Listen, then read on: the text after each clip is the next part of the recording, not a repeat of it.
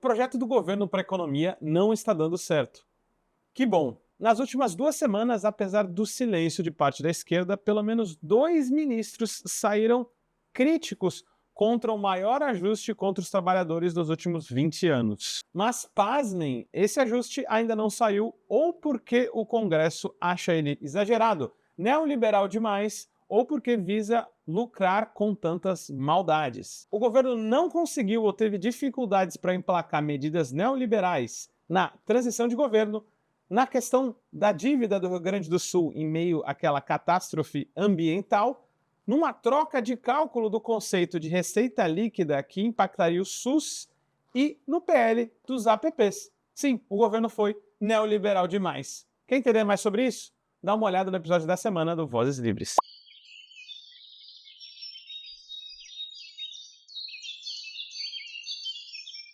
Boa alvorada, período vespertino, noturno ou boa insônia para você que não dorme diante de um ajuste brutal contra os trabalhadores que, aliás, já está em curso, mas o pior ainda está por vir. O episódio aqui hoje é sobre 4 vezes que o governo foi mais neoliberal que o Congresso. É mole? Vamos debater um pouco sobre isso. Sim, você deve estar impressionado pensando, nossa, geralmente se fala que a correlação de forças não é boa para fazer coisas boas. Hoje, a nossa tese nesse debate aqui é completamente ao contrário, é oposta. O governo Lula, apesar de ter sido eleito por nós, com um esforço hércules, com uma grande vitória contra o neofascismo de Bolsonaro, ele busca correlação de forças, na verdade, para atacar os trabalhadores. Em pelo menos 4 oportunidades a gente pode provar que ele teve dificuldades ou não conseguiu aplicar medidas neoliberais demais. Então, a correlação de forças seria ruim para o governo para aplicar maldades. Vamos entender um pouco sobre isso? A gente elegeu 4 oportunidades aqui, mas alguém aí pode achar mais. Vamos começar pela primeira, cronologicamente, pelo menos, na transição de governo. Depois de ter derrotado o Bolsonaro, o Haddad, a equipe econômica, Lula, todos aqueles convidados para fazer o governo de transição, produziram uma série de materiais, uma série de propostas para poder recuperar o Brasil. Nessa transição, muita coisa foi conquistada, como, por exemplo, a recuperação do investimento na agricultura, como, por exemplo, o PNAE, o Plano Nacional de Alimentação Escolar. Então, tudo isso melhorou na transição. Só que a gente não pode perder a memória histórica de que, na verdade, apesar de ter prometido durante toda a campanha, o Lula queria acabar com o teto do Michel Temer, o Haddad se esforçou o máximo possível para manter saúde e educação nos tetos. Ou melhor, manter todos os investimentos sociais no teto, com exceção do Bolsa Família. Vocês estão vendo aí na tela um artigo, para a gente lembrar, aí do Estadão da época, tá?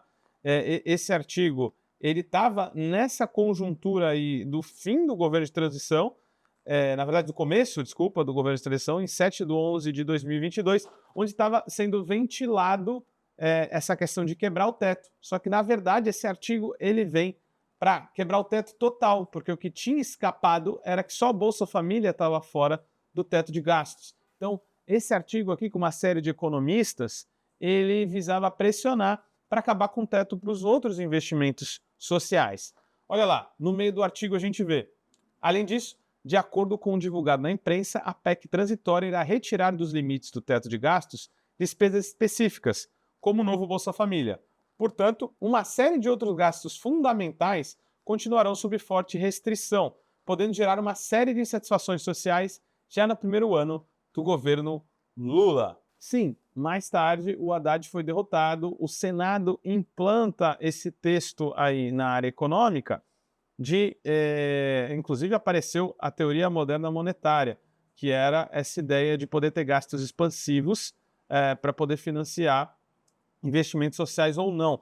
Isso foi suprimido, foi um senador que colocou na Corte de Comissão de Justiça, na CJ, e isso até acabou desagradando o Haddad, que no final pôde aprovar um projeto de lei, desconstitucionalizar a lei da macroeconomia, assim, que regia a nossa macroeconomia, e isso acabou caindo. Então, esse foi o primeiro momento onde não houve correlação de forças para o governo e o Congresso esteve, veja só, a esquerda do governo de centro-esquerda que nós elegemos. Momento 2, onde o governo foi mais neoliberal que pelo menos parte do Congresso. Aqui o governo teve sucesso, ele não foi derrotado, mas ele teve que se esforçar muito e nitidamente ficou à direita das outras duas propostas. Isso foi no contexto da negociação da dívida do Rio Grande do Sul diante da catástrofe ambiental que o Estado vinha sofrendo. Bom, todo mundo sabe que o Rio Grande do Sul tem um problema histórico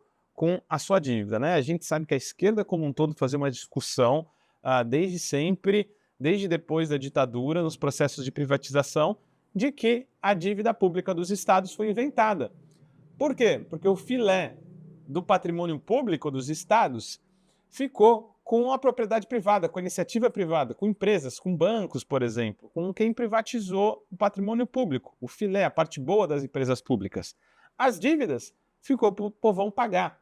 Por isso que até hoje tem uma certa escravização da União em relação aos estados, que sempre está extorquindo os estados, fazendo pagar muito mais do que foi a dívida de fato.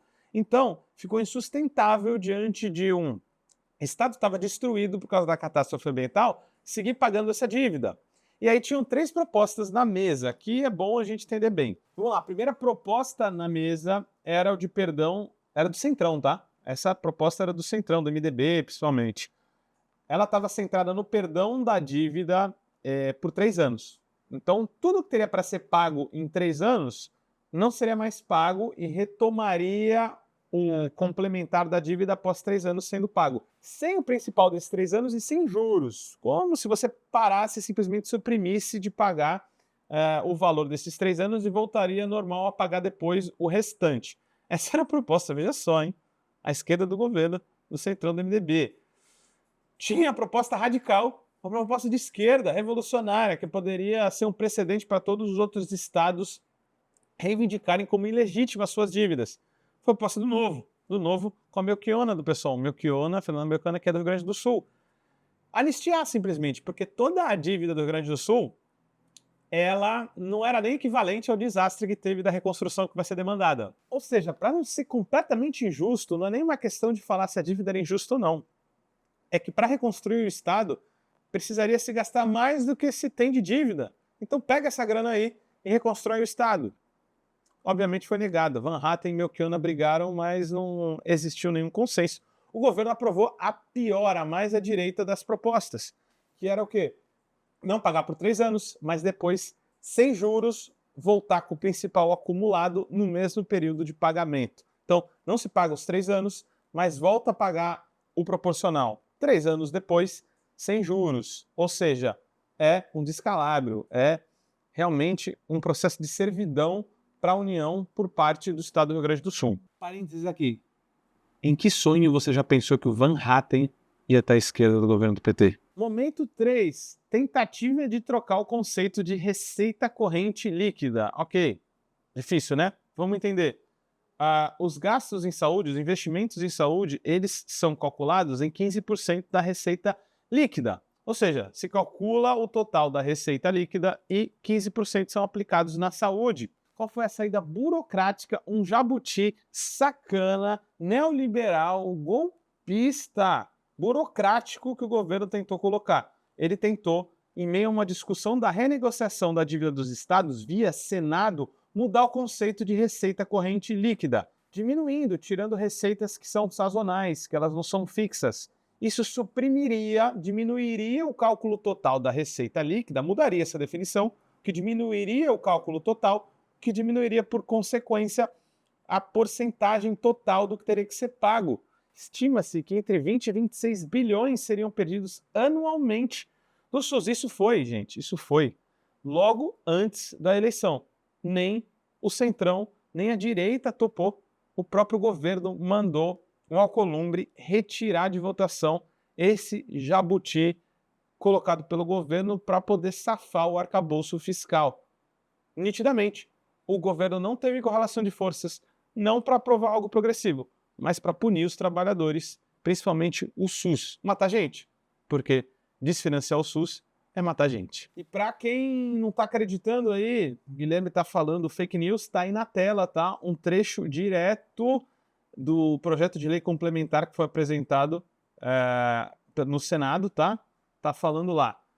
O primeiro acréscimo a pedido do Ministério da Fazenda foi uma alteração no conceito de receita corrente líquida, tá? Tá aí, quem quiser, só ir lá no site do Senado e dar uma olhadinha. Por último, mas não menos neoliberal, uma quarta vez onde o governo não teve correlação de forças para punir os trabalhadores. O PL dos APPs foi feito a toque de caixa em regime de urgência, por quê?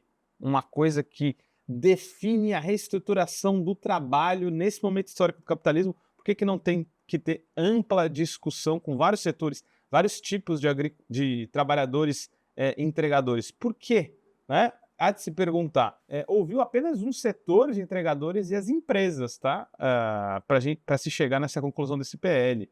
Não foi aprovado por vários motivos, mas eu vou deixar um dos mais escabrosos aqui, né? Claro que 99,5% da categoria não topava, não achava bom, não achava um avanço esse marco do PL dos aplicativos para entregadores.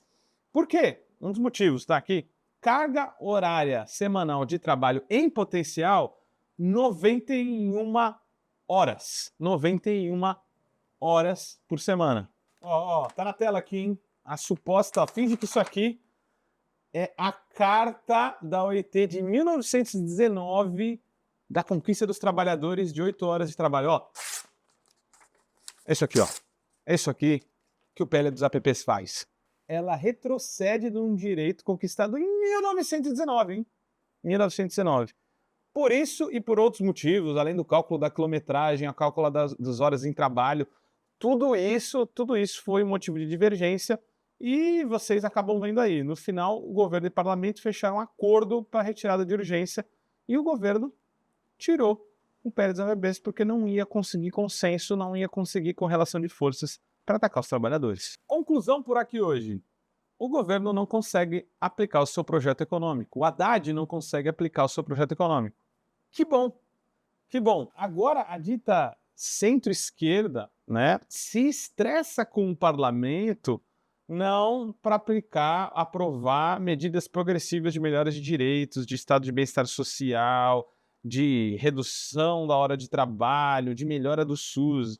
Ela se desgasta com o parlamento para aplicar ataques aos trabalhadores. E olha, eu não estou querendo dizer que isso é igual ao governo Bolsonaro, mas em projeto econômico, isso é, se não igual, muito similar ao projeto Paulo Guedes, tá? Isso é muito similar. Então não é um governo de conciliação mais, né, como sempre se disse assim dos governos do PT, mas de neoliberalismo pleno e aberto, tá? O caso, por exemplo, de dialogar com Lira para votar em Hugo Mota para presidente da Câmara, vem com um pedido de reciprocidade, com um pedido de voto e de apoio do Lira para o ajuste que está vindo por aí nos trabalhadores. Pode mexer no piso da saúde e da educação, no abono, no seguro-desemprego, no Fundeb. Então, veja bem, é um governo que tenta pactuar para aplicar medidas neoliberais, inclusive votar em um conservador do partido da Igreja Universal, ligado à coisa mais reacionária que existe, que é esse candidato do Lira, Hugo Mota, e votar nele de uma forma a não pedir uma contrapartida, o que já seria ruim.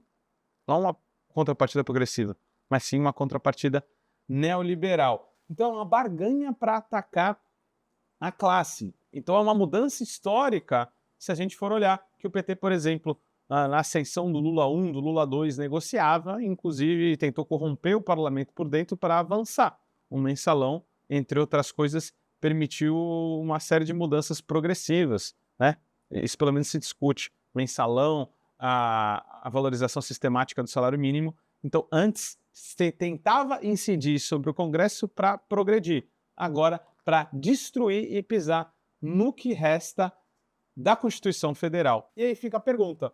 Estamos se encaminhando para a próxima disputa presidencial em 2026.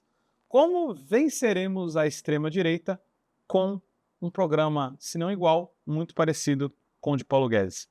Se você pode levar o original para casa, por que levar a fake, né? A versão fake desse governo? Aquele abraço, a gente se fala no próximo Vozes Livres. Como todo trabalho independente, esse podcast pode estar por um Trix, um Pix, ou melhor, um Tris, sem o apoio solidário de seus ouvintes. Portanto, se você já se divertiu conosco, se enriqueceu, se informou ou se fomos apenas um passatempo para você, nos ajude para que continuemos existindo.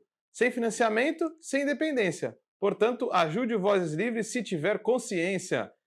Isso pode ser feito pelo nosso apoia-se /podcast Vozes Livres ou pelo Pix, pelo e-mail podcastvozeslivres@gmail.com, escrevendo no assunto a palavra Vozes. Nos acompanhe nas redes sociais, @Livrescop e @Livres Produtos do Bem.